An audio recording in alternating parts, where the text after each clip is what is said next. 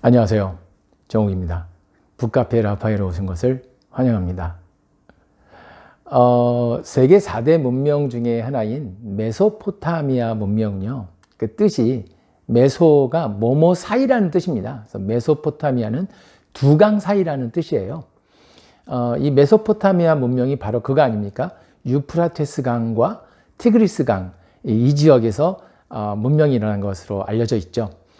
근데 바로 이 유프라테스 강과 티그리스 강이 어디에 있을까요? 그 발원지가 바로 터키에 있습니다. 터키 동부인데요. 그 발원지가 바로 터키에 있고, 아마도 이 지역 어딘가에 그 옛날 그 구약에 나오는 에덴 동산, 또 뭐 바빌로니아 이런 것도 이 지역이었을 것이라고 추정하고 있습니다.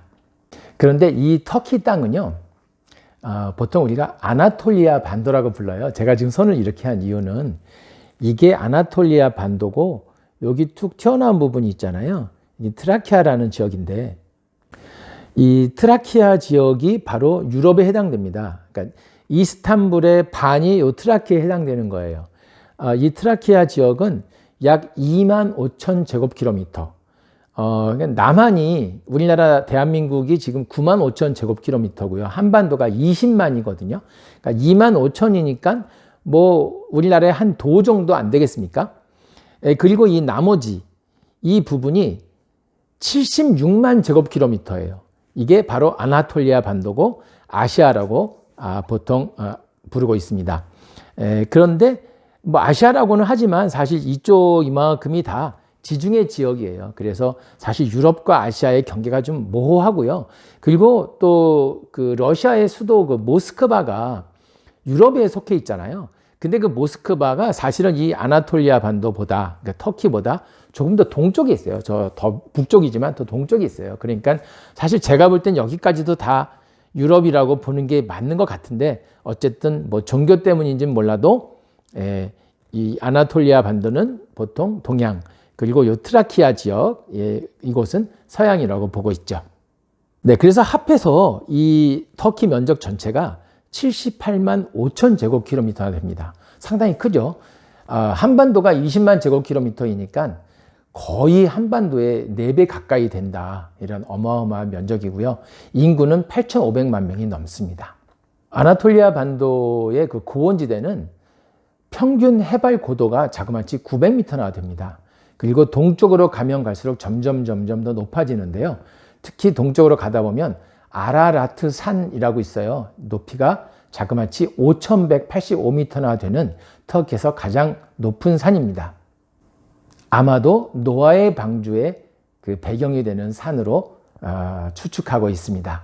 네, 그리고 이 남쪽의 지중해, 그리고 이 서쪽, 여기도 뭐 지중해지만 또 그리스하고 터키 사이를 또 에게해라고 부른다고 말씀드렸죠. 에게해 지역.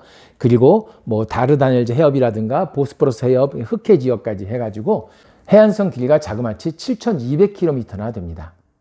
이러한 나라 터키에서요, 그 노벨 문학상이 나왔어요. 작가 이름은 오르한 파묵이라고 합니다. 하얀 성, 내 이름은 빨강, 눈, 뭐 이런 작품들로 2006년에 노벨 문학상을 받은 작가입니다. 오르한 파묵이라고 합니다. 그런데 방금 말씀드린 이 오르한 파묵의 작품 중에서 내 이름은 빨강이라는 작품은요, 바로 이슬람 화풍의 이슬람 세밀화라고 합니다.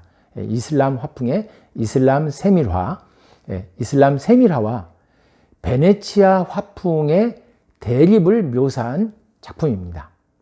예전에, 아주 예전에요, 몇백 년 전에 터키 사람들, 그러니까 그 당시는 오스만 제국이죠. 오스만 제국 사람들에게는 이슬람 세밀화가 가장 정상적인 그림이었다고 합니다. 우리 그 왜 한국 불교 절에 가면 볼 수 있는 그런 그림들 있잖아요. 그것과 어찌 보면 유사합니다. 아주 그 세밀하게, 정밀하게 그림을 그리긴 하되, 자연스러운 인간의 모습이라든가 이렇게 움직이는 모습, 또는 어떤 원근감, 이런 것들이 나타나지 않아요. 근데 당시 오스만 제국 사람들은요, 신이 보는 모습, 즉 신의 시각으로 표현했다. 그것이 바로 이슬람 세밀화라고 믿었던 것 같습니다. 반면에 베네치아 화풍은 어땠냐면요. 뭐 가장 대표적인 게 이제 르네상스 시대가 될 거예요. 르네상스 시대에 그 미술과 또 무슨 조각, 건축 이런 것들이 많이 발달하지 않았습니까? 그리고 이제 그 르네상스 시대를 이어가면서 바로크풍의 미술이 나와요. 물론 건축에서도 바로크 건축물이 나옵니다. 뭐 예전에 바로크 가구라고 있었죠, 한국에. 지금도 있나 모르겠습니다. 그것과 연관인지 모르겠지만 어쨌든 르네상스 다음이 이제 바로크 예술인데, 바로크 미술은 특히 스페인에서 또 발전했고요. 근데 그 바로크 화풍은 특히 그 스페인에서는 스페인을 대표하는 화가인 디에고 벨라스케스라는 유명한 화가가 있습니다. 바로 그 바로크 화풍의 대표적인 화가이고, 당시 유럽의 모든 화가들이 그 벨라스케스의 화풍을 흉내냈었다고 해도 과언이 아닐 정도입니다. 근데 이 바로 벨라스케스 화풍, 바로크 화풍의 그 대표적인 것이 뭐냐면 원근감이에요. 근데 물론 제가 지금 나라를 왔다 갔다 하고 있지만 베네치아, 그러니까 오늘날 이탈리아의 베네치아, 당시 베네치아 화풍에서도 이런 원근감이 굉장히 잘 나타나는데, 이것이 바로 오스만 제국의 이슬람 세밀화와는 완전히 대조적이었던 것이죠. 그래서 이것에 대한 그 상반된 의견이라든가 그 부딪힘 이런 것들을 다룬 것이 바로 오르안 파묵이 쓴 내 이름은 빨강이라는 작품입니다. 결론적으로 말씀드리면 오스만 제국은 르네상스를 받아들이지 않습니다. 또는 받아들이지 못했습니다. 르네상스로부터 멀어졌어요. 그 이유를 어디서 찾아야 될지 굉장히 복잡하지만 사실 이제 제가 이미 읽어드린 부분 중에 그 슐레이만 황제가 이렇게 고민하고 생각하고 뭐 독백하고 이런 부분들 중에 르네상스로부터 좀 그 도태된 듯한 그런 느낌, 이런 부분이 나옵니다. 예. 필요하신 분들은 다시 이 영상을, 지난 영상을 다시 보셔도 되고, 또 소설 커피를 읽으셔도 되겠습니다.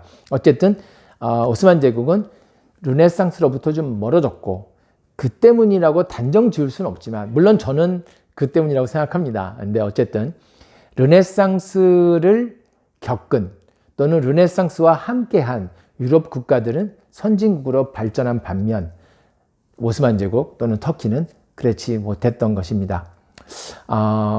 변화에 민감해야 한다, 변화를 받아들여야 한다는 말이 있지 않습니까? 예, 어쩌면 그런 것 같아요. 그 옛날에 오스만 제국은 변화, 새로운 물결, 즉 르네상스를 받아들이지 못했던 것이고, 유럽 국가들은 받아들였던 것이죠.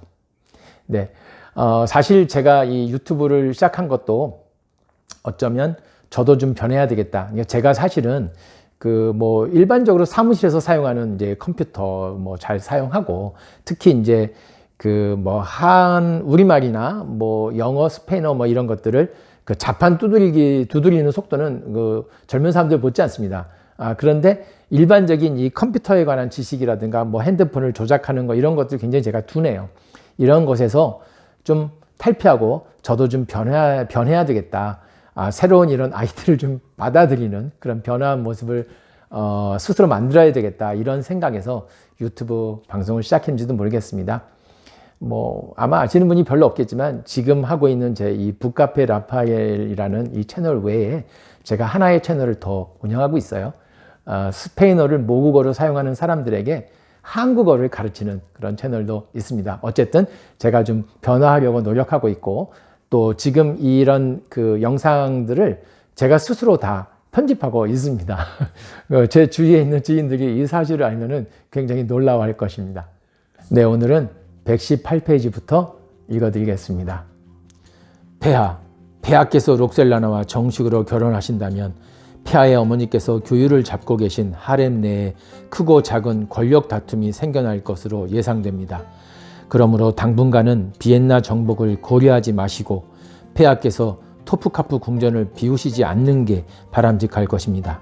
그리고 훌륭히 성장하는 왕자 무스타파를 낳은 마이데브란을 소홀히 하지 마시고 똑같은 사랑을 주셔야 권력 다툼을 예방할 수 있을 것이라 사료됩니다.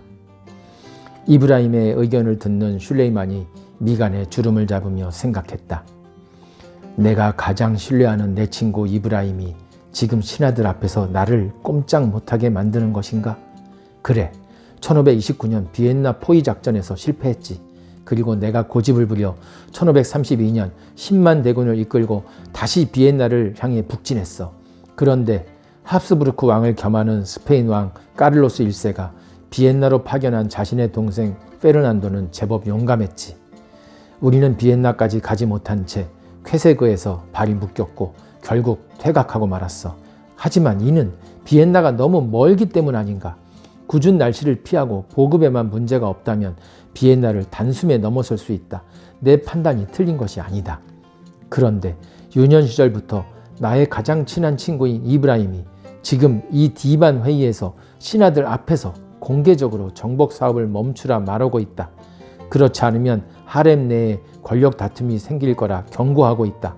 마히데브란이 낳은 무스타파 왕자가 훌륭하다고 말하며 그 왕자를 지지하겠다고 간접적으로 말하고 있다. 우리는 십자군 전쟁에 대한 복수를 해야 한다. 그런데 왜? 혹시 이브라임이 데부시림의 출신이라 그런 것인가? 재상으로서 권력이 너무 강해 우쭐대는 것인가? 이브라임에 대한 불만이 표출되고 있음을 수차례 보고받았지만 나는 무시해왔다. 이브라임, 이 친구야, 이런 내 마음을 아는가? 신하들이 웅성웅성하자 슐레이만이 좌중을 바라보며 입을 열었다. 재상인 이브라임 파샤를 비롯한 그대들의 의견을 잘 들었어. 당분간 비엔나를 정복하기 위한 전쟁은 중단하고 내치에 힘쓰도록 하겠소. 파샤, 좋은 의견을 말해주어 고맙소. 그리고 나는 록셀라나와 결혼하며 일부 일처를 선언하겠소. 이렇게 되면 하렘에 있는 여인들 간의 질투도 없고 하렘 내 권력 다툼이 생길 수도 없을 것이요. 내 나이 39이고 록셀라나가 33이요. 서둘러 결혼식을 준비해주면 고맙겠소. 내 폐하, 세상에서 가장 성대하고 화려한 결혼식을 준비하겠습니다.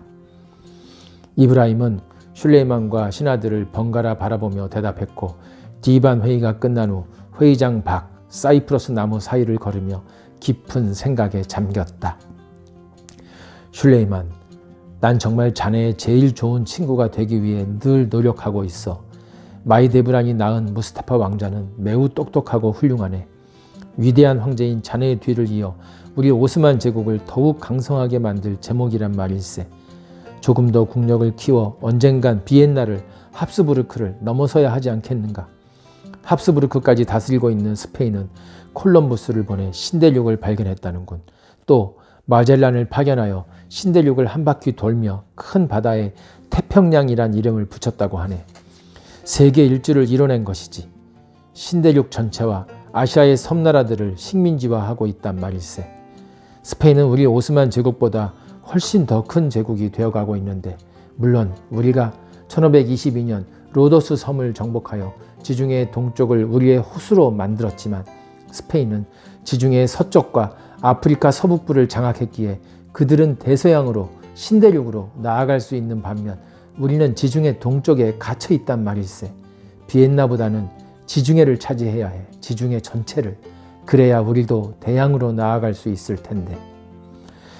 예니체리에 속한 메흐테르가 슐레이만과 록셀라나의 결혼식을 알리는 화려한 음악을 연주할 때 황제의 문과 평화의 문을 통과한 여러 나라의 대사들이 행복의 문 앞에 도착했다. 행복의 문 옆에 마련된 장소에 대사들은 저마다 갖고 온 진귀한 선물들을 잘 보이게 놓았다.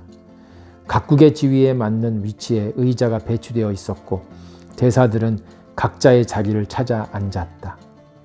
이브라임은 슐레이만의 여동생이자 자신의 부인인 하티제와 함께 한 달 전부터 최고의 예술가들을 동원하여 장식하고 확인하며 완벽한 결혼식을 준비해왔기에 흡족한 표정이었으나 무언가에 쫓기는 듯 불안한 눈빛을 숨길 수는 없었다.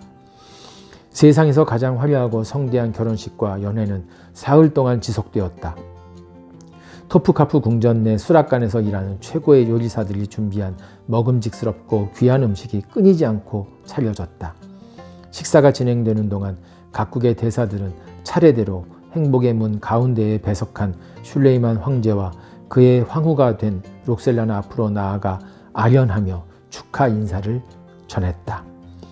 폴란드 대사의 차례가 되었을 때 폴란드 출신인 록셀라나는 신경을 바짝 쓰며 대사의 얼굴을 쳐다보았는데 그리스 정교 사제였던 아버지의 동생, 바로 록셀라나의 작은아버지였다.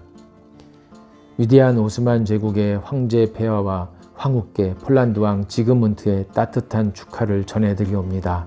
부디 무병장수하시고 행복한 가정을 이루시며 대제국을 평화롭게 하소서.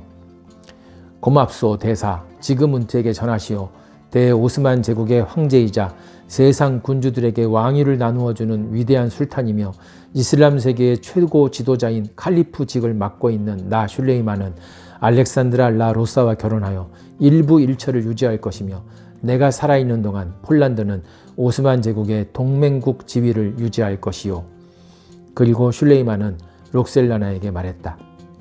로사, 대사와 잠시 폴란드어로 대화 나누세요. 궁금하게 많을 테니. 록셀라나는 슐레이만 감사합니다 라고 대답하더니 대사를 향해 폴란드어로 말했다. 작은아버지 안녕하셨어요. 대충 짐작은 가지만 어떻게 대사가 되셨나요? 로사 황후, 왕께서 특별히 나를 대사로 임명하셨단다. 그보다는 네 아버지가 돌아가셨어. 아, 아버지가요? 크림 강국의 노예로 끌려간 저 때문에 걱정하시느라 병을 얻으셨나요? 이미 지난 일이니 있거라. 아버지의 유언을 전하마. 사랑하는 내 딸 로사야, 너는 똑똑하고 공부도 많이 했으니 세상을 슬기롭게 살기 바란다. 그리고 그리스 종교의 신앙을 반드시 유지해야 한다 라고 말씀하셨어. 그때 마침 진열된 선물들을 살피러 행복의 문 옆으로 온 이브라임이 폴란드 대사의 목소리를 들었다. 원래 그리스 출신이었던 이브라임은 대사의 말을 이해할 수는 없었으나 자신이 어렸을 때 배웠던 슬라브어와 일부 유사했기에 그리스 정교 그리고 유지라는 단어를 알아들었다. 얼굴빛이 변하며 생각했다. 그리스 정교?